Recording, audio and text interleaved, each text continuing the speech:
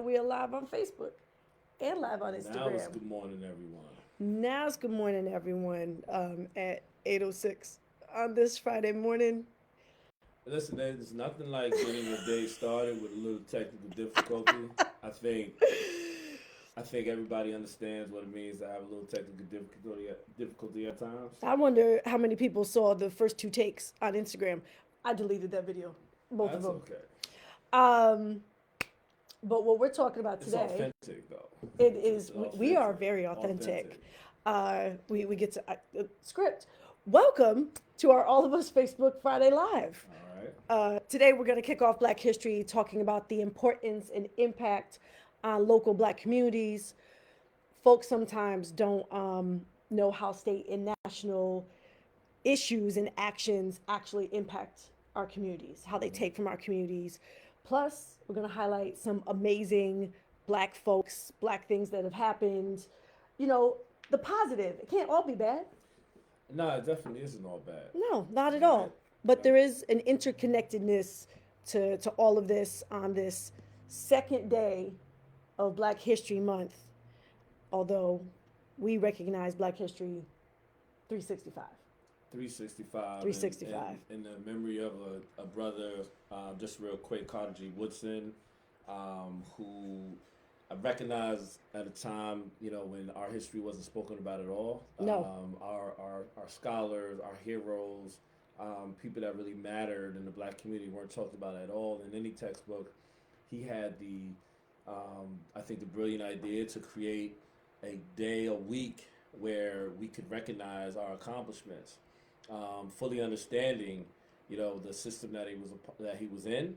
He wanted to make sure that we were able to highlight, the people in our communities because it matters, right? It matters that we know our history. It matters that we know some of our great accomplishments, not just American history, but our history going all the way back to the continent of Africa. And if folks go to our Facebook or our Instagram page, there's all types of posts already started that give you that history, give Right. you dates and times, Carter G. Woodson, how it all began, as well as additional resources Mm-hmm. so we can continue to educate ourselves. Mm-hmm.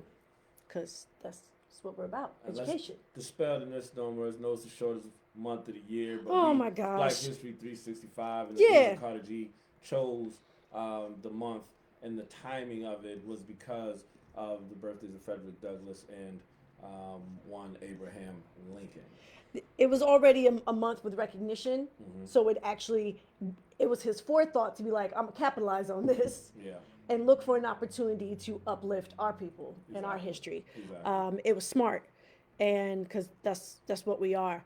And as brilliant as we are, we also, as a people, as Black people, often stand up for injustice anywhere, That's right? right. It has not been a new thing for us to recognize that when imperialism and white supremacy is impacting folks in other places, Mm-hmm. we should be as loud and as vocal, speaking out against those things as when it's happening directly to us, because indirectly it impacts us when it happens someplace else. That's absolutely right. And there's a long history in our community and people fighting for liberation, Black liberation, that also recognize the importance of fight for liberation everywhere, right? Yeah, As injustice anywhere, there's injustice everywhere. absolutely. I feel like that's been our MLK quote for 2024, and maybe rightly so, considering the public awareness, right? Because not that it wasn't happening before, Yeah, but the public awareness of what's happening in Palestine, what's happening in the Congo, what's happening in Brazil. These are things that weren't known to the public yeah. in the way it is right now. Mainstream media wasn't talking about it at all. And so I think that statement, about injustice anywhere and this conversation about the fight for Black liberation and solidarity is timely. It's interesting, when we think about, why these things are so kind of in I guess in the lexicon in people's minds today, right? It's we have access in ways that we've never had, globally.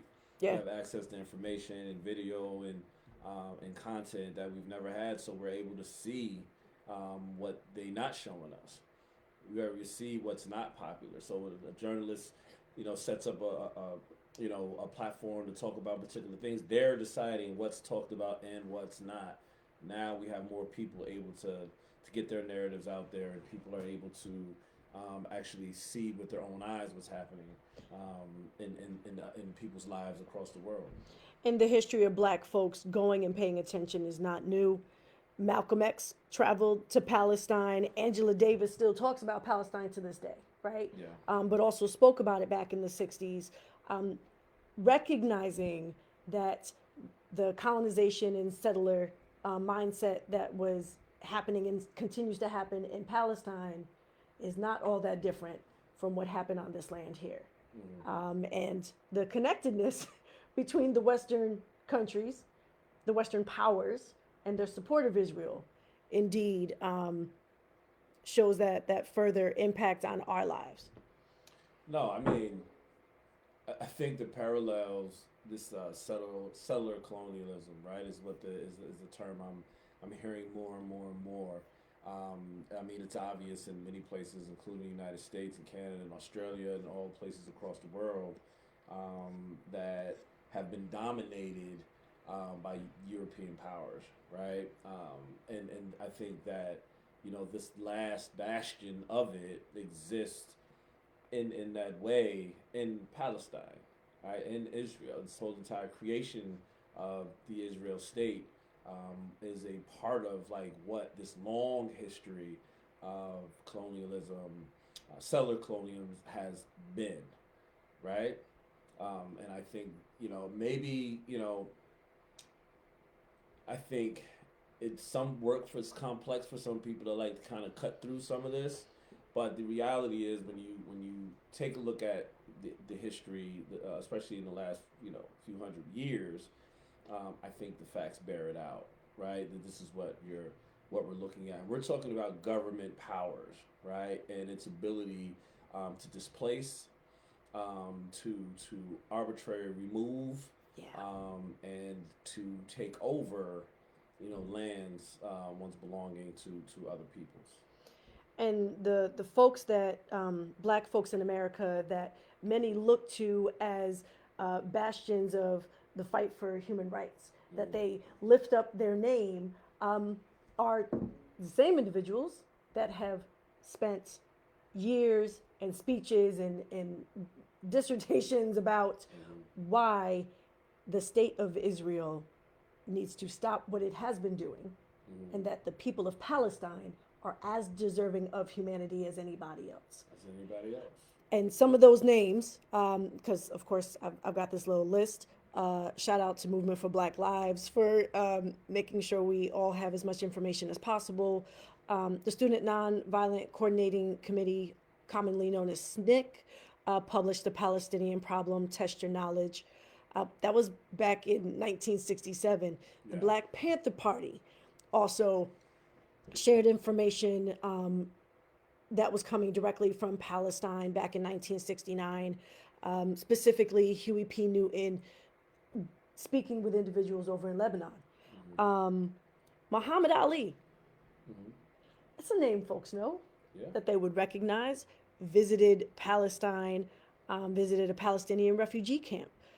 There's all of these names, Desmond Tutu, Angela Davis, the list goes on, and creating this solidarity that exists in some very concrete ways. The Black for Palestine Network, Dream Defenders working with Black Lives Matter. And what happens here is also reflected and supported over there. Yeah. Yeah. Palestinians Yeah. stood up for Ferguson. As a matter of Yeah. fact, it was Palestinians that shared information with folks in Ferguson on how to deal with tear gas made in the U.S. used in Palestine. Really? Yes. Didn't know that. Yeah. I didn't know that. So that, like, literal connections of we're both being bombed with tear gas made in the U.S. and Palestinians reaching out and saying, hey, here's some here's some information because we literally know what you're feeling. The exact same agent used on you is being used on us. That's an interesting fact. Thank you for sharing that. All right. I knew you were gonna like I that didn't one know that. if you Did didn't not know already that. know it, because No. that was always a I didn't possibility. know for sure. Um, but what does that mean, right? We're talking about some connectedness between the Palestinian struggle, um, the fight for human rights and liberation and freedom in the U.S. We know the Congo also is. It breaks my heart. I don't think we have enough time to go into detail about it. But what does that mean for folks on Hampton Hill, Arbor Hill, over in Troy? Why would they? Why should folks care that there's a connectedness between the U.S. and Israel? I mean, a lot of one I can in one on one mind I can see very like clear how someone would be like, well, that's not my problem. I got my things I have to fight my own myself, right? I've got to find these jobs. I got to find a place to live, or I got to, I'm trying to, Kids in school. yeah, I've got things that I'm focusing on right here. I think when you're talking about systems, though, right? Systems of oppression. I think that many of the parallels, I think, become more real when you look at these fights in that way, right? Yeah. When you think about the fact that we're working off of MacBooks right now, right? iPhone.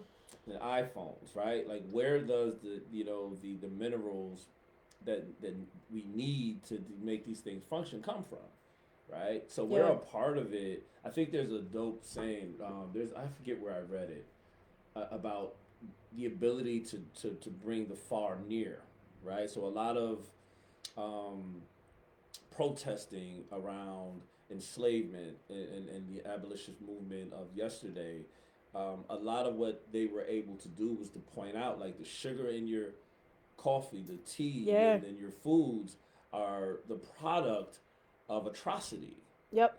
right? Yeah. So like right now, like we're in here talking about this justice work and this justice fight, but much of what we use in day to day just to communicate to people, right, are products of those same atrocities, and like you need to know that, Yeah. Yeah. right? Silence on that is acquiescent to it. Really cool saying, real quick. I just saw this the other day from this professor. I'm trying to remember exactly what he says. You can't be neutral on a moving train.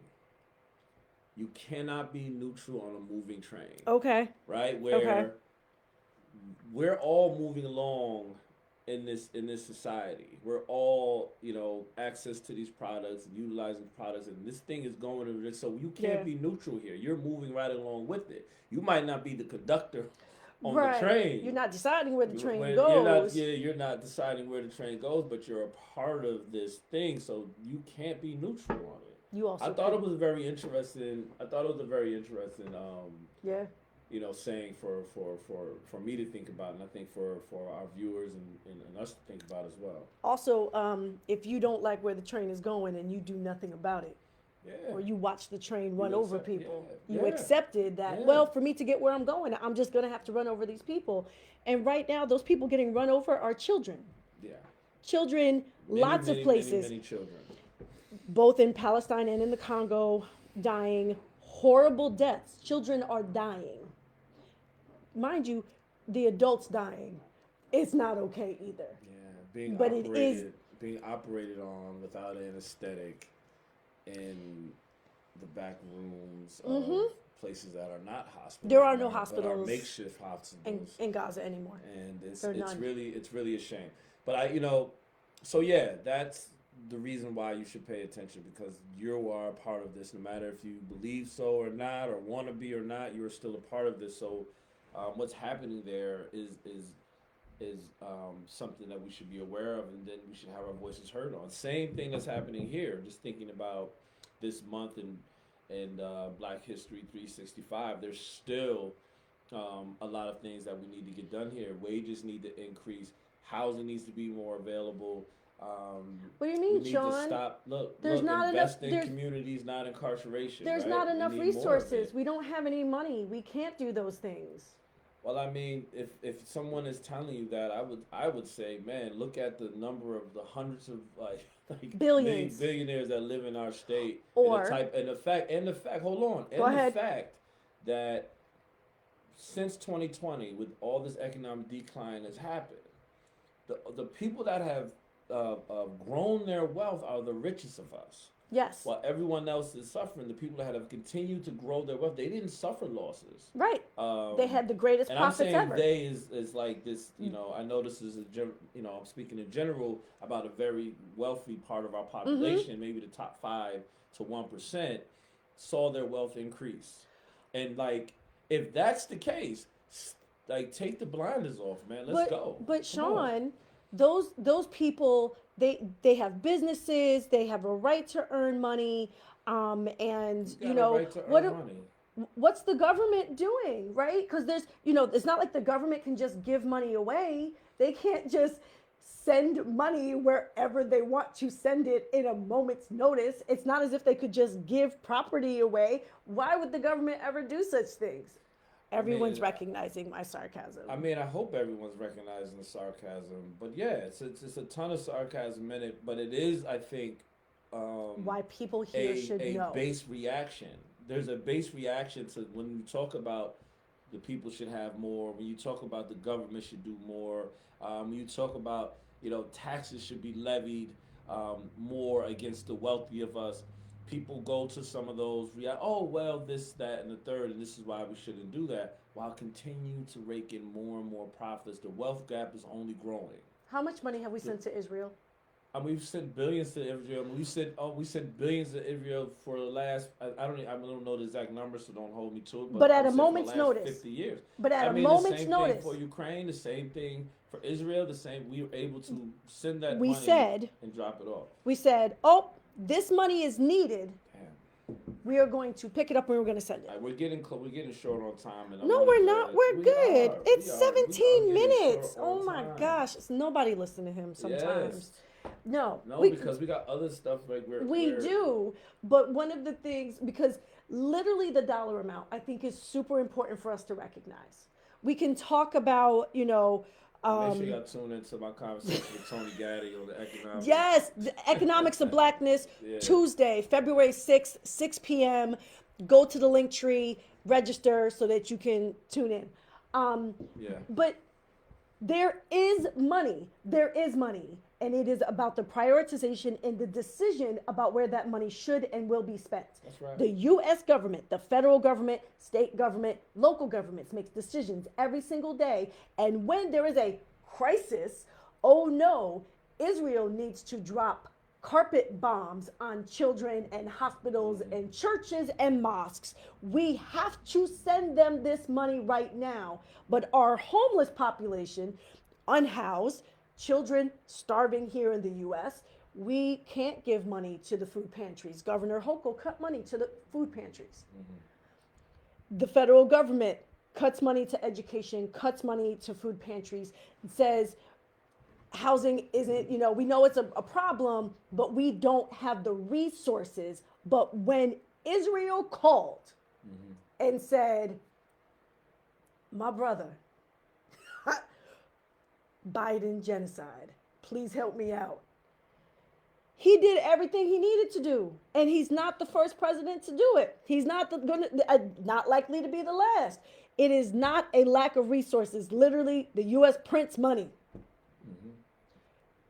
So when somebody says, oh, we don't have enough money for our schools or we can't build more housing, this is why it matters for us to pay attention what's happening in Israel, Palestine. Let's just say Palestine, the land of Palestine. What's happening in Palestine to the Palestinians, what's happening to our brothers and sisters in the Congo and all across the world. It matters here in our communities because people make decisions for us and take from us to kill other people. Okay, we can move on. You said Biden genocide. Biden genocide. Genocide Joe. Genocide Joe. Pick one. They both work. All right. Cool.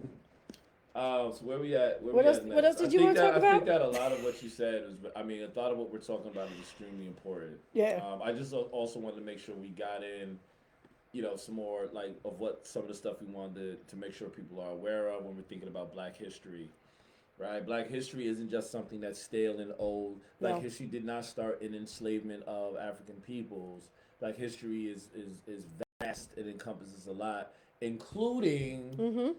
what's happening right here today in the capital region of New York. Right, when we're thinking about the work that you and I do, we're part of Black history. When we Yeah. think about our brother Tony Gaddy and Batman, if I forget somebody, Don't add worry, jump in. I'm But gonna. Jasmine Gripper, Adonis Richards, Arthur like all Butler this, Arthur heading the Butler, Human yeah, Rights yeah, Commission of Schenectady County and the work they're doing with the jail.